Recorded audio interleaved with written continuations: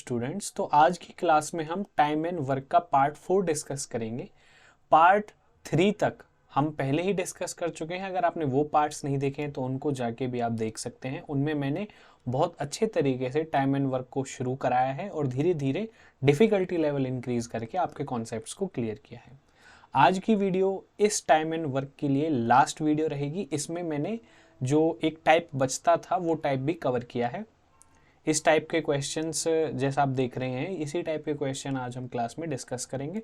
तो चलिए स्टार्ट कर लेते हैं आज की video.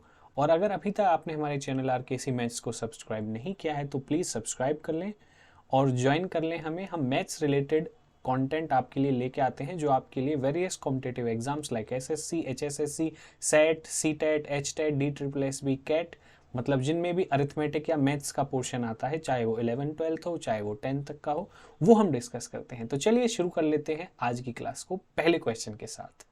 If 5 men and 3 boys can reap 23 acres in 4 days। देखो इसमें ना बहुत सारी इंफॉर्मेशन रहती है। इनकी जो क्वेश्चन है उनकी जो लेंथ है वो थोड़ी बड़ी होती है, मतलब पढ़ने में थोड़ा सा। जैसे आप अगले वाले क्वेश्चन भी देखेंगे तो लेंथ थोड़ी बड़ी बड़ी है ना। तो हम क्या करेंगे, जो इन्फॉर्मेशन है उसको छोटा छोटा सा साथ के साथ लिखते जाएंगे जिससे कि आपका टाइम बच जाए। तो सबसे पहली इन्फॉर्मेशन मेरे पास क्या है, इफ 5 men and 3 boys। तो देखो मैं यहाँ पे लिख लेता हूँ इसको, 5 men and 3 boys। 5 men plus 3 boys, B से लिख लेता हूँ, can reap 23 acres in 4 days। अगली कंडीशन है 3 men plus 2 boys can reap 7 acres in 2 days। यहाँ पे एकर्स और टाइम में मतलब जो वर्क और नंबर ऑफ डेज है उनमें मिसमैच है, तो उनको मैं मैच करके लिख लेता हूँ। कैसे मैच करके लिख लेता हूँ, यहाँ पे मैं क्या करता हूँ, इनका 1 डे वर्क निकाल लेता हूँ। समझ में आई बात? इनका 1 डे वर्क निकाल लेता हूँ जिससे कि ये दो इक्वेशन इस तरह से बन जाए कि मैं इनको कंपेयर कर पाऊँ। इनकी राइट हैंड साइड में जो लिखा जाएगा वो 1 डेज वर्क लिखा जाएगा, इक्वेशन 1 के लिए भी और इक्वेशन 2 के लिए भी। वो मैं कैसे करूँगा, देखो 4 दिन में 23 एकर्स को रीप करते हैं, मतलब 23 एकर्स का काम कंप्लीट कर देते हैं। तो एक दिन में कितना करेंगे, बहुत सिंपल है, 23 डिवाइड बाई 4। तो इक्वेशन 1 के राइट हैंड साइड में 23 डिवाइड बाई 4 आ गया। ऐसे ही इक्वेशन 2 में 2 boys can reap this field 7 acres in 2 days, मतलब तो 1 डे का कितना आ गया, 7/2 एकर्स। तो ये भी 1 डे वर्क है, ये भी 1 डे वर्क है। अब इन दोनों इक्वेशन को कंपेयर करके हम मैन और बॉय के बीच का रिलेशन फाइंड आउट कर सकते हैं। बेसिकली हमें मैन और बॉय का क्या चाहिए, रिलेशन चाहिए, रेशियो चाहिए एक तरीके से। ठीक है, वो अब मैं निकालूंगा इक्वेशन 1 और 2 को सॉल्व करके। अब देखो क्वेश्चन में पूछा क्या है वो भी देख लेते हैं। How many boys must assist 7 men। मतलब जो ये कह रहा है ना भाई साहब, ये कह रहे हैं, ये बात बोल रहे हैं कि 7 men के साथ में कितने नंबर ऑफ बॉयज और लगाऊं जिससे कि मेरा 45 एकर्स कंप्लीट हो जाए इन 6 days, at the rate 6 days. ये हमसे पूछा है। तो ये तो मैं बड़ी आसानी से निकाल सकता हूं। किस कॉन्सेप्ट का यूज करके, देखो हमने एक चीज पढ़ी थी, M1 E1 H1 D1 W2 is equal to, ऐसे ही अब M2 के लिए M2 E2 H2 D2 D1 W1। ठीक है, मतलब यहाँ पे सिर्फ W2 और W1, W2 1 वालों के साथ आता है, W1 2 वालों के साथ आता है। ये कॉन्सेप्ट का यूज कर लेंगे। इनमें से जिस भी डाटा का यूज हमें करना होगा वो क्वेश्चन में गिवन होगा। मतलब जरूरी नहीं है कि सारी चीजें ही हमें इन सब की वैल्यू पुट करनी है।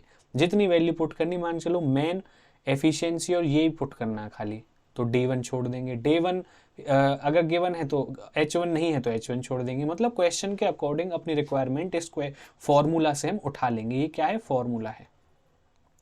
अब इसका मैं यूज करूंगा। इसका यूज करने से पहले मुझे क्या करना होगा, मैन और बॉय में रिलेशन बनाना होगा। मैन और बॉय में रिलेशन में कैसे बना सकता हूं, देखो मैं क्या करूंगा, इक्वेशन 1 डिवाइड बाई इक्वेशन 2। अगर मैं ऐसा करता हूं तो लेफ्ट हैंड साइड को लेफ्ट हैंड साइड से मैं डिवाइड कर दूंगा, राइट हैंड साइड को मैं राइट हैंड साइड से डिवाइड कर दूंगा, तो डिवाइड होके 2/7 बन जाएगा। 7/2 का 2/7 आ जाना चाहिए।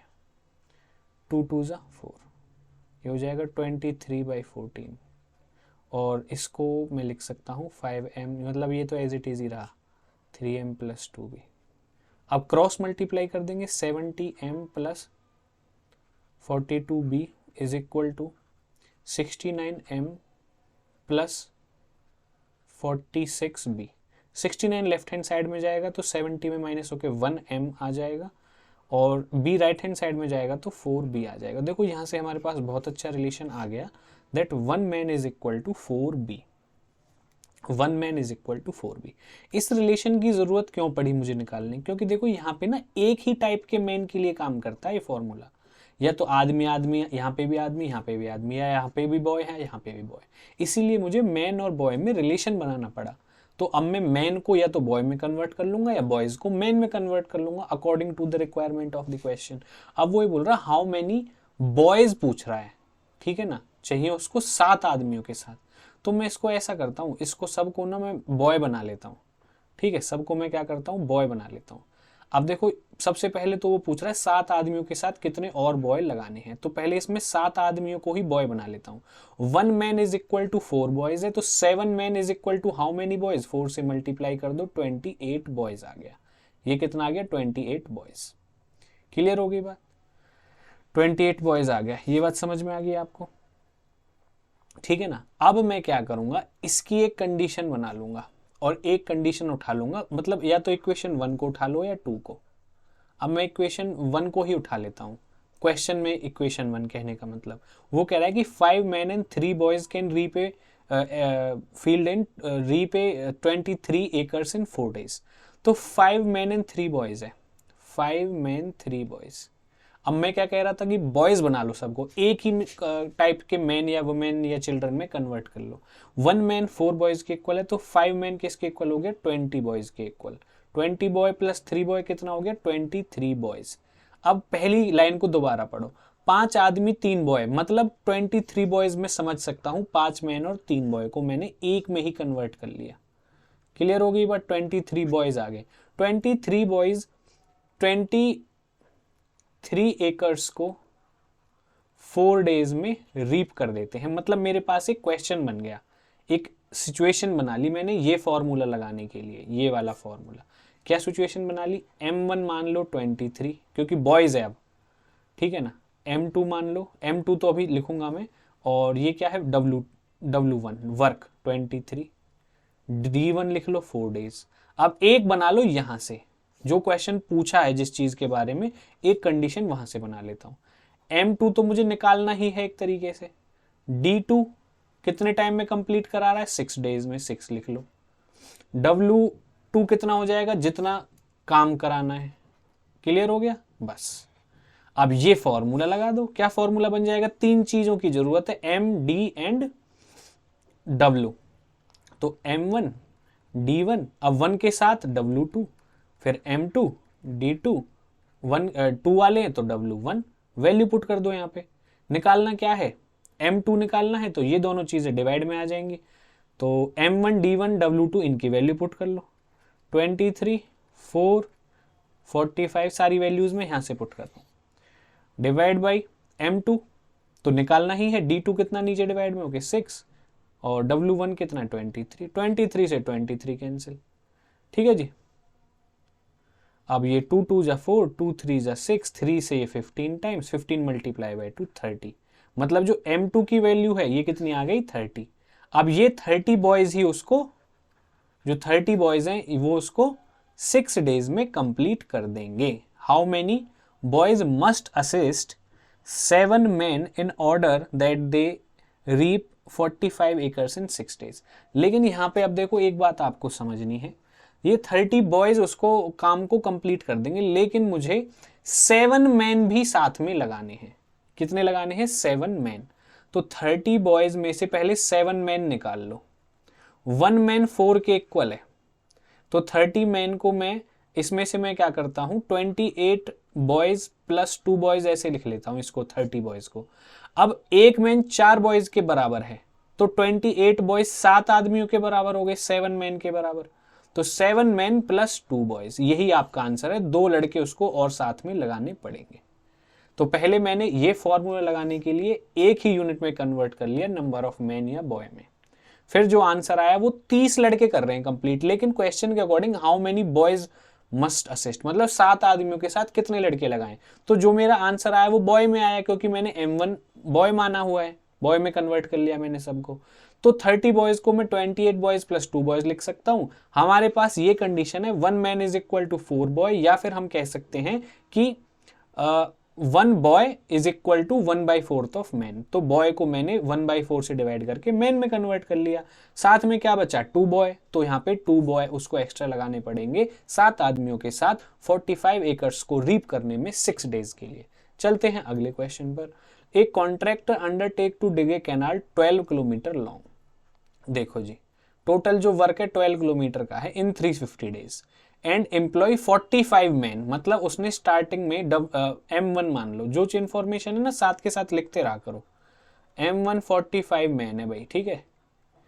आफ्टर 200 दिन, 200 दिन का काम बता रहा है कि 4.5 किलोमीटर कैनाल कंप्लीट हो गई थी, मतलब जो D1 है वो 200 डेज है और जो वर्क कंप्लीट हुआ वो 4.5 कंप्लीट हुआ। Find the number of extra man, extra man कितने लगेंगे वो मैं फाइंड आउट कर लूंगा, लेकिन फिलहाल मैं यहाँ पे क्या कर लेता हूँ, मैन मुझे निकालना है, M2 को मैं क्वेश्चन मार्क में लिख लेता हूँ। 4.5 कैनाल कंप्लीट हो चुकी है, 12 टोटल बनानी थी, कितनी बचेगी, 7.5 बचेगी या क्या बचेगी, 7.5 ही बचेगी। तो मैं W2 7.5 ले लेता हूँ। उसके बाद मैं क्या करूंगा, और क्या चीज है मेरे पास, has been confined the number of extra man he must to finish the work in time में कर रहा है, मतलब 350 दिन में ही कंप्लीट हो रहा है काम। 200 दिन तो जा चुके हैं, कितने दिन बचे, 150 डेज। 350 में से 200 माइनस कर लिया तो नंबर ऑफ डेज लिख लो यहाँ पे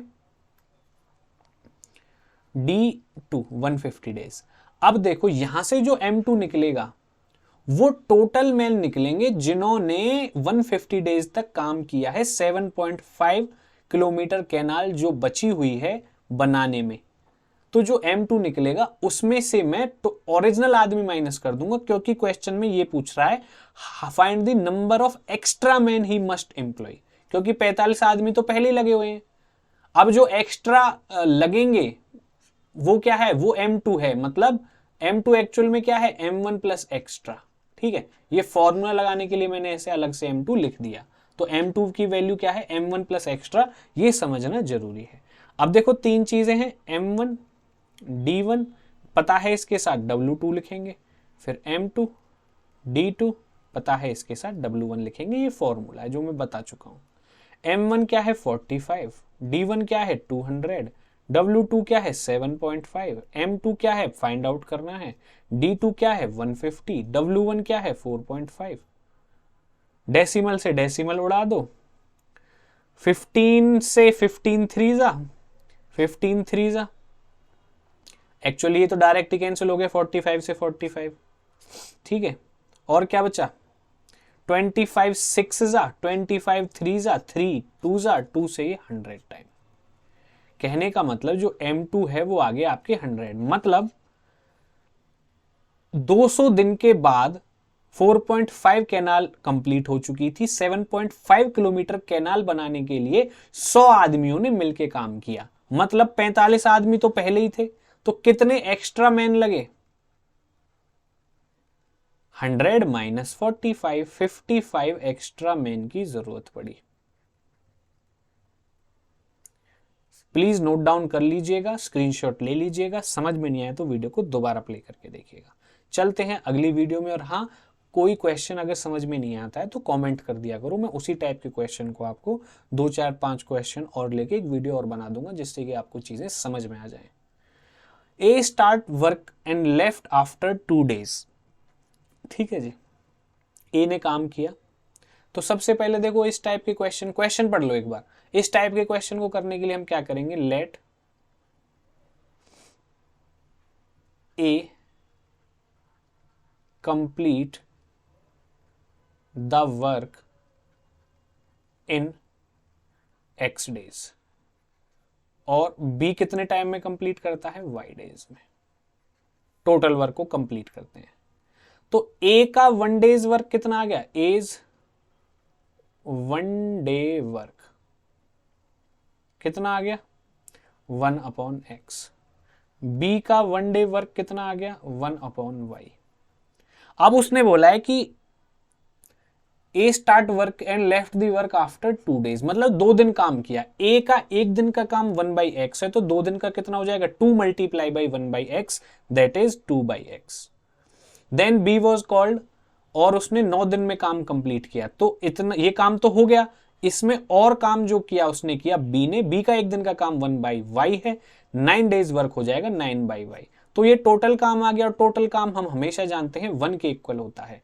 1 के इक्वल होता है। जिन्होंने मेरी वीडियोस देखी नहीं है पहली वाली, वो जरूर देखिए, उनमें मैंने ये मेंशन किया है टाइम टू टाइम कि फ्रैक्शन में जब भी हम वर्क कंप्लीटेड, वर्क लेफ्ट की बात कर रहे होते हैं, तो टोटल वर्क हमेशा 1 लिया जाता है।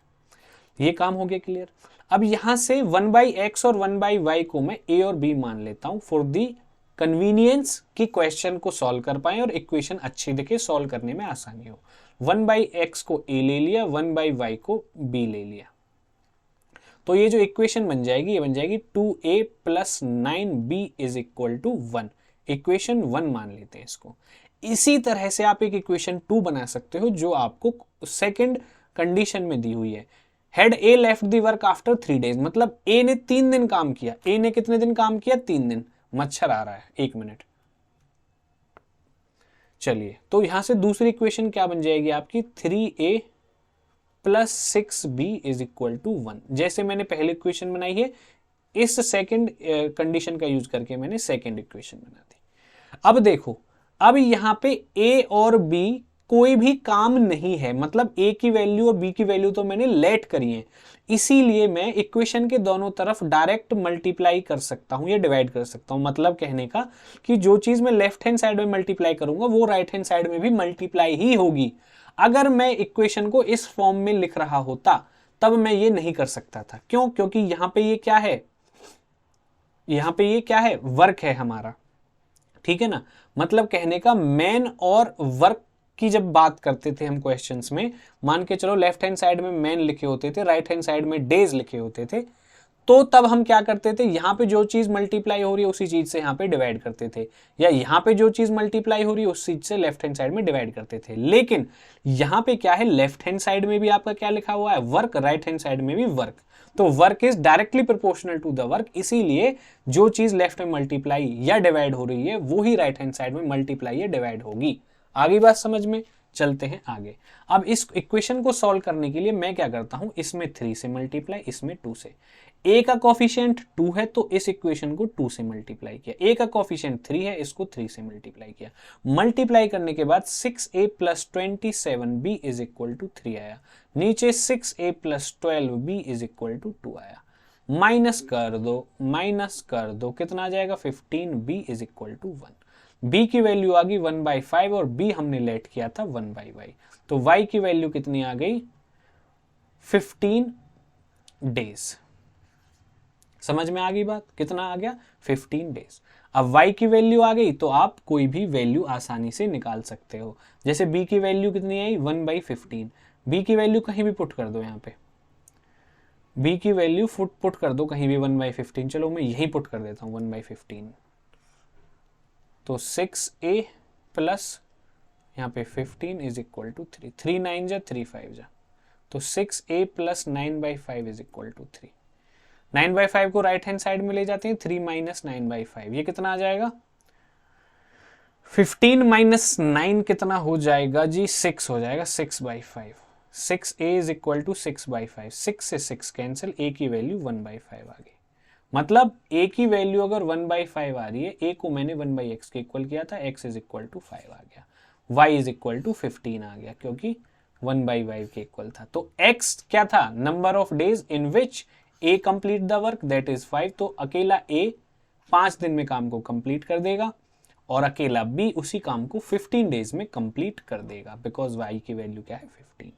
क्लियर हो गया। और यही हमसे क्वेश्चन में पूछा था, in how many days can each of them working alone finish the work. चलते हैं अगले क्वेश्चन पर। 38 man working 6 hours a day. देखो ये भी बड़ा सा क्वेश्चन है, दोबारा ना पढ़ना पड़े इसलिए साथ के साथ चीजों को लिख लो। M1 38 है, working 6 hours a day can do a piece of work H1 6 hours, day 1 12 days. Find the number of days in which 57 men, M2 तो दे दिया 57, H2 भी दे दिया 8 hours, can do twice the work. तो देखो यहां पे work मैं late कर लेता हूं, X है तो W2 कितना हो जाएगा इसका ट्वाइस। ठीक है जी। अज्यूम, अब इसने एक कंडीशन दे दी, assume that 2 men of the group do as much work as 1 hour in 1 hour as 3 men of the second group do in 1 whole 1/2 hour। कहने का जो मतलब है यहां पे इस कंडीशन की वजह से हमारे पास क्या निकल के आ जाएंगी, efficiencies of men of group 1, ये मान के चल लो, कह दो आप ये ग्रुप 1 है, ये ग्रुप 2 है, of group 1 ratio group 2। Group 1 और ग्रुप 2 के मैन के एफिशिएंसी का रेशियो आने वाला है। इसको मैं ऐसे भी लिख सकता हूं, efficiency, E for efficiency, EM1 ratio EM2, या इसको ऐसे समझ लो E1 और E2 का रेशियो है, जहां पे 1 और 2 रिप्रेजेंट्स द 2 ग्रुप्स। तो देखो उसने जो बोला है ना वैसे ही लिख दो, डायरेक्ट आपकी एफिशिएंसी का रेशियो आ जाएगा और आपका क्वेश्चन सॉल्व हो जाएगा। सिंपल वही फॉर्मूला लगाने से जो मैं बार बार ये देखो यहाँ पे जो ये फॉर्मूले लग रहे हैं ना, इसमें देखो ये फॉर्मूला लग जाएगा, बस ऐड क्या हो जाएगा इसमें, M1 D1 W2, एक तो H1 ऐड हो जाएगा और एक E1 ऐड हो जाएगा, इक्वल टू किसके हो जाएगा, M2 D2 W1 H1 और एक E2, मतलब E2 और H1 इसमें ऐड कर लो बस, बाकी सारी चीजें सेम रहेंगी। एफिशिएंसी का रेशियो निकालना इंपॉर्टेंट है, वो यहीं से निकल जाएगा जो मैंने अंडरलाइन किया है पिंक से।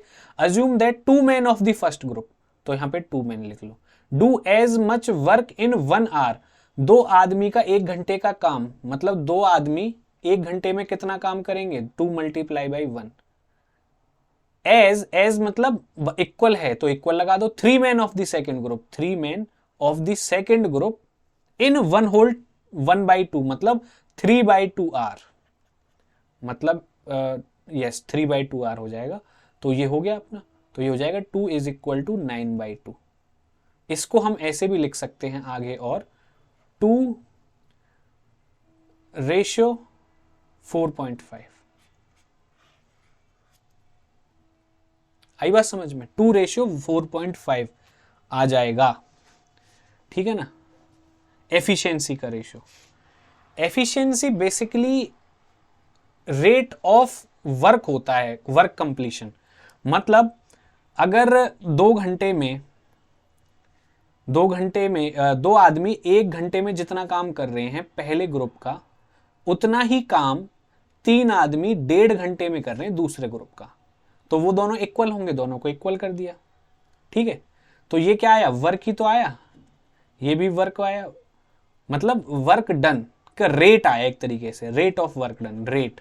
तो rate 1 rate 2, rate of work done क्या होता है, एफिशिएंसी, उस एफिशिएंसी का रेशियो आ गया 2 रेशियो 4.5 बस। तो अब हम यहां पे लिख लेंगे E1।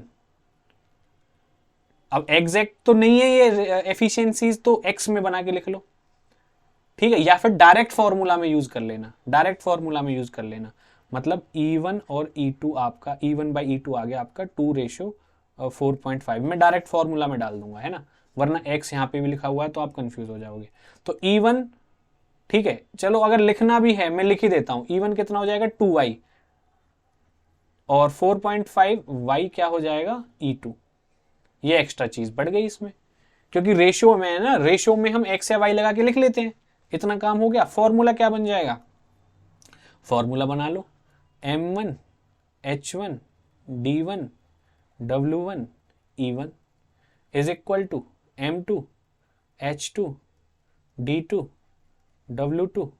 W2 नहीं आएगा, यहीं पे ये मिस्टेक होती है, D1 वालों के साथ हमेशा W2 और D2 वालों के साथ हमेशा W1 और यहाँ पे W2, बस इतना काम कर दो। अब इस क्वेश्चन में ना एक्चुअली जो है एफिशिएंसीज को ना स्वैप कर रखा है, एफिशिएंसीज को क्या कर रखा है, स्वैप, मतलब G1 और G2 का जो रेशियो है ना, अगर वो आप 2:4.5 लेते हैं तो आंसर अलग आएगा, और अगर 4.5:2 लेते हैं तो आंसर अलग आएगा। तो जहां पे मैंने बुक में देखा था, पता नहीं ये प्रिंटिंग एरर है या क्या है, उन्होंने ये लिया हुआ है। तो इसी रेशियो को लेके अगर मैं क्वेश्चन को सॉल्व करूंगा और वैल्यू पुट करूंगा तो मेरा कंप्लीट आंसर आता है, वरना फ्रैक्शन में आंसर आता है। तो मैं ये लेके आपको करा देता हूं। कहने का मतलब कॉन्सेप्ट समझ में आना चाहिए, वैल्यूज आपको पुट करनी है बस यहाँ पे, चाहे कोई भी वैल्यूज हो। 6, D1 की वैल्यू 12, W2 की वैल्यू कितनी है 2x, और E1 की value 4.5 divide by x multiply by H2 8 है। D2 कितना है, D2 देखो भाई कितना है, D2 ये तो निकालना है D2। उसके बाद क्या आ गया W1 क्या हो गया x ओनली, वो मैंने पहले लिख लिया 8। अब 57 M2, हाँ M2 लिख सकते हैं 57, और नीचे क्या आ जाएगा E2 मेरा कितना आ जाएगा 2, डेसिमल हटाने के लिए नीचे 10। अब इसको कैंसिल कर लेते हैं, 19 2 जा 19 3 जा, 3 से हम क्या करेंगे, ये 4 टाइम कैंसिल कर लेंगे, ये 2 इससे 2 टाइम कैंसिल, खत्म हो गई बात। ये 2 से ये 4 टाइम कैंसिल, ठीक है, और x से x कैंसिल, ये 2 इसको 2 टाइम कैंसिल, 2 से ये 3 टाइम कैंसिल, ये 5 से 9 जा, ये 5 2 जा, 2 से ये 2 कैंसिल, 3 9 जा कितना आ गया 27 डेज आपका क्या हो जाएगा आंसर। प्लीज नोट डाउन कर लीजिएगा। This is the last question of the class. I hope आपको समझ में आया होगा, और इसी के साथ हमारी टाइम एंड वर्क की जो सीरीज है ये खत्म होती है। I congratulate all of you जो भी यहां तक बने हुए हैं और क्वेश्चंस को प्रैक्टिस किया है हमारे साथ। अगर आपने पहले 3 पार्ट्स नहीं देखे तो वो भी देखिए, और प्लीज कमेंट सेक्शन में मुझे जरूर बताइए कि अगला कौन सा टॉपिक आप चाहते हैं जो हम डिस्कस करें। ठीक है, तो चलिए मिलते हैं आपसे अगली वीडियो में। अपनी प्रैक्टिस को कंटिन्यू रखें। I wish you all the success. Let's you in the next session. Till then take care and bye bye.